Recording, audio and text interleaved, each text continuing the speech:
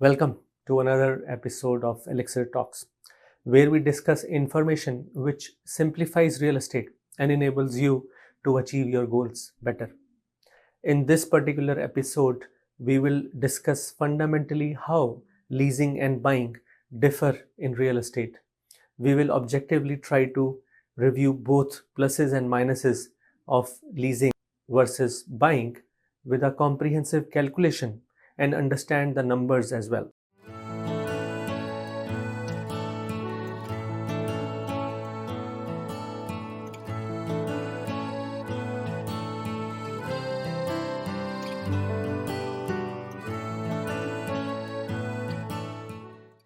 In order for evaluating leasing versus owning, we will try to be as objective as possible to answer the question by discussing all arguments on buying versus renting and weigh the options for their merits. There is no straight answer to this. However, by end of this vlog, I am sure it would make it easier for you and you can consider your personal situation and see what works best for you. Let's first discuss what is good about renting. Predictability. There are no repairs or maintenance costs. You have only the monthly rent to worry about.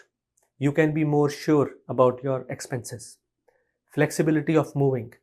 If your work involves frequent relocation, renting is by far the best option. The rationale behind this is that if you are not keeping a home for 2 years or more, the benefits in the equity are somewhat offset by the closing cost related to buying or selling. No financial responsibility. You are not affected by the market downturns if they occur. You are shielded from the market exposure, so you can never end up with negative equity. No upfront costs. For getting yourself in the rental home, you don't have to worry about closing costs associated with the ownership.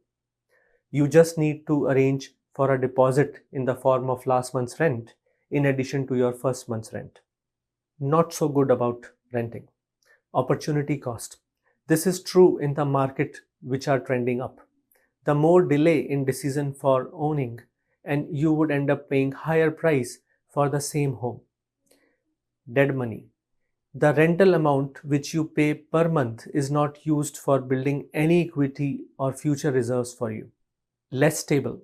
If the owner decides to sell their home, you are left with no choice but to seek another leased accommodation and arrange for moving yet again.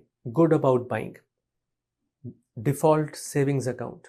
Getting a mortgage for owning a home is often compared to as opening a mandatory savings account. The rationale behind this is that for your initial years of repayment, even though the interest component is high, still a good part goes as principal payment, which essentially builds your equity in the home with every passing month. Investment returns. For other investment options like stocks, mutual funds, bonds, metals, etc., you get returns only on your invested equity.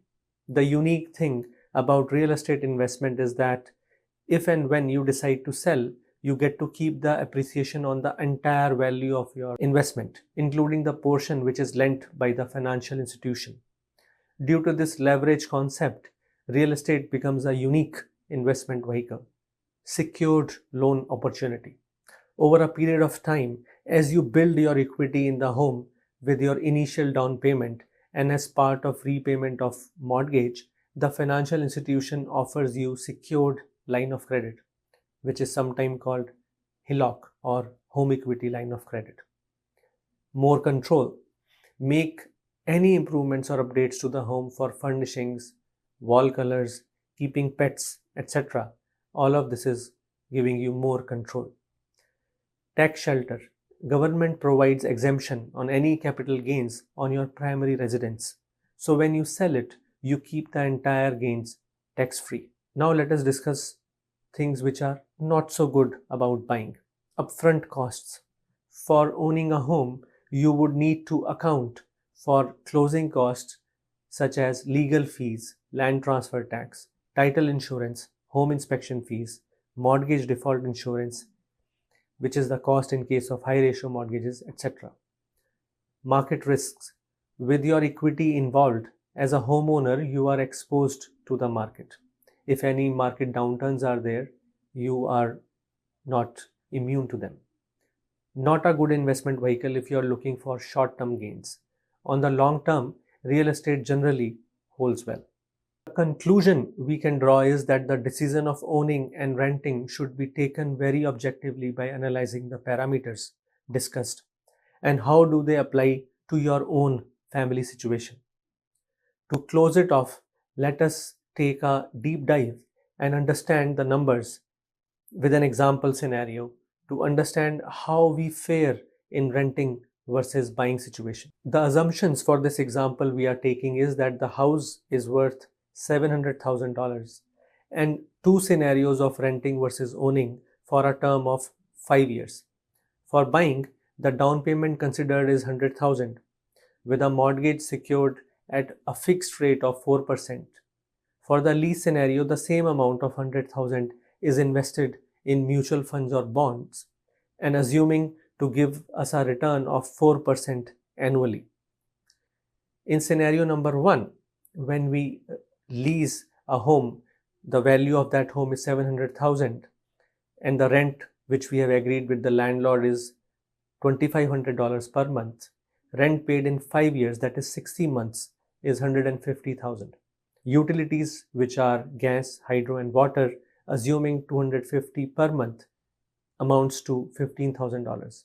Investment return on 100,000, assuming a 5% return on our mutual fund or bond investment compounded annually, amounts to 27,628. So the net saving is 27,628.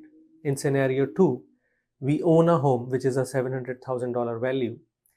We put 100,000 down with a mortgage of 600,000 at a 4% fixed rate for 5 years. The EMI is 3,156. Interest which we pay is 111,690. Principal what we pay is 77,677.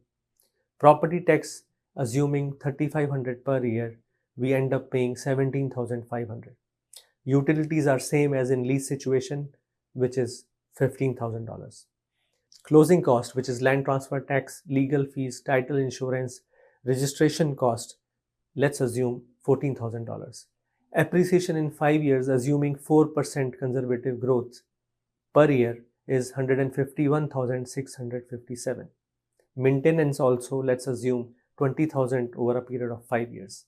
Net saving is all of our appreciation growth, add to it the principal which we paid in 5 years, subtract the property tax and the closing costs and the maintenance which we have earmarked, we end up 177,834.